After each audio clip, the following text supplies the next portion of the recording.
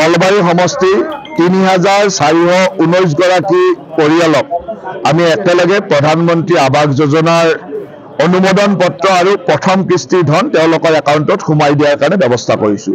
আজি গোটেই অসমত মাননীয় মুখ্যমন্ত্ৰী ডাঙৰীয়াৰ নেতৃত্বত ৩,৮৮,০০০ পৰিয়াললৈকে আমি একেলগে প্ৰধানমন্ত্ৰী আৱাস যোজনাৰ ঘৰ প্ৰদান কৰিছোঁ। মুখ্যমন্ত্ৰী ডাঙৰীয়াই পলাকবাৰীৰ পৰা সকলোকে সম্বোধন কৰিছে আৰু আমি ইয়াতে নলবাৰী সমষ্টিত ৩,৪১৯ গৰাকী ব্যক্তিক একেলগে অনুমোদন পত্ৰ আৰু আজি বা কালিৰ ভিতৰত তেওঁলোকৰ একাউণ্টত যি ৩২,৫০০ টকা ফাৰ্ষ্ট ইনষ্টলমেণ্ট সেইখিনি সোমাই যাব আৰু পৰ্যায়ক্ৰমে কাম কৰি যোৱাৰ লগে তেওঁলোকে ৩টা কিস্তিত গোটেইখিনি পইচা পাব আৰু এনৰেগাৰ পইচাৰে ১.৫ লাখ টকাকৈ ১ কোটি টকাৰ ঘৰ নিৰ্মাণৰ কাৰণে সুবিধা পাব।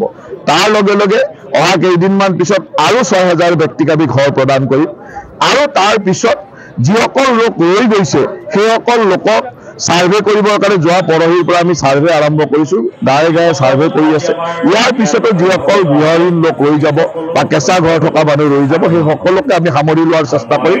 আমাৰ লক্ষ্য হ'ল, প্ৰধানমন্ত্ৰী ডাঙৰীয়াৰ লক্ষ্য হ'ল যে ভাৰতবৰ্ষৰ প্ৰতিজন গৃহহীন কেঁচা ঘৰত থকা মানুহক একোটা পকা ঘৰ প্ৰদান কৰা। তাৰ লগে লগে পকী ঘৰ পোৱাৰ লগে লগে তাত জল জীৱন মিছন আঁচনিৰ কানেকশ্যনো পাব, তাৰ উজালাৰ গেছো পাব, অনাময় লেট্ৰিনো পাব।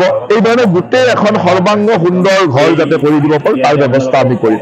আৰু মই অত্যন্ত আনন্দ অনুভৱ কৰিছোঁ যে যোৱা মাত্ৰ 4টা বছৰ হোৱাই নাই, এই 4টা বছৰৰ ভিতৰত বিধায়কৰ এই 4টা বছৰৰ কাৰ্যকালত মই নলবাৰী সমষ্টিত প্ৰায় 20,000 লোকক এনেদৰে প্ৰধানমন্ত্ৰী আৱাস যোজনাৰ জৰিয়তে ঘৰ দিবলৈ সক্ষম হৈছোঁ।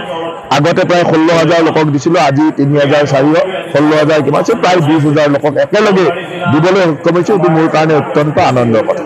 দুৰ্নীতিৰ বিৰুদ্ধে এই কথা স্পষ্টভাৱে কৈছোঁ যে এই গৃহৰ ক্ষেত্ৰত বা সকলো হিতাধিকাৰী আঁচনিৰ ক্ষেত্ৰত যাতে দুৰ্নীতিমুক্ত কৰিব তাৰ কাৰণে চেষ্টা কৰিছোঁ। যাৰ কাৰণে আগতে GRS GPS সকলে ঘৰত জিঅ'টেক কৰিব যাতে টকা লোৱা, বিভিন্ন ধৰণৰ ধন দাবী কৰা ইত্যাদি অভিযোগ আছিল। এইবাৰ সেইকাৰণে জীৱিকা সখীসকলক ঘৰৰ ছাৰ্ভে কৰিবলৈ দিয়া হৈছে। তাৰ উপৰি জীৱিকা সখীয়েও যদি ছাৰ্ভে নকৰে নিজে চেল্ফ আপলোড কৰিব পৰা ব্যৱস্থাও কৰা হৈছে।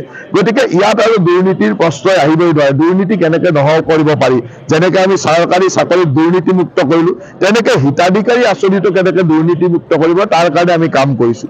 মুখ্যমন্ত্ৰী ডাঙৰীয়াৰ নেতৃত্বত এই কামবিলাক খুব সবলভাৱে হৈছে। মই ভাবোঁ যে ৰাইজেও সজাগ হ'ব আৰু সম্পূৰ্ণ দুৰ্নীতিমুক্তভাৱে আমি হিতাধিকাৰীৰ প্ৰতিটো আঁচনি ৰাইজৰ সেৱাত মুকলি কৰি দিব পাৰিম। মুখ্যমন্ত্ৰী ডাঙৰীয়াৰ